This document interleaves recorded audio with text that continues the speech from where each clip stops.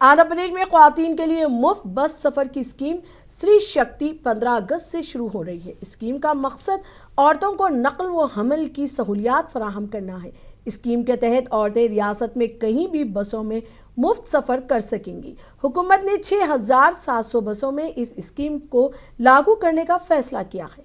मुफ्त सफ़र के लिए औरतों को आधार, वोटर आईडी या राशन कार्ड जैसे कोई भी शिनाख्ती कार्ड दिखाना होगा। इस स्कीम के लिए एक काबीना सब कमेटी तश्कील दी गई है, जिसमें वुज़रा राम प्रसाद रेड्डी, वंगलापूडी अनीता और सिंधिया रानी शामिल हैं। इस कमेटी ने स्कीम के मौसर निफाज पर तबादला ख्याल किया और रहनुमा खतूत वाज़े किए हैं। इस सिलसिले में एपी के वज़ीर ट्रांसपोर्ट राम प्रसाद रेड्डी ने सेक्रेटरीट में मुनक्किदा एक मीडिया कॉन्फ्रेंस के दौरान कहा कि हुकूमत ने इसके लिए तमाम तैयारियां मुकम्मल कर ली हैं।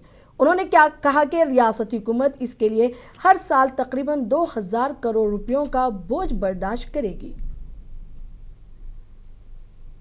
అందరికీ ఎన్నో స్కీములు చెప్పాం. దానిలో ముఖ్యమైనది ఈ ఫ్రీ ట్రావెల్ అనేది.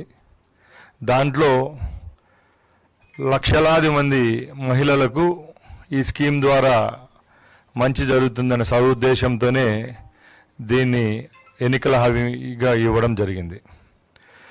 ఈరోజు ముఖ్యంగా ఈ ట్రావెల్లో ఉన్న హైలైట్ పాయింట్స్ ఏవైతే ఉన్నాయో మీ దృష్టికి తీసుకొస్తాను.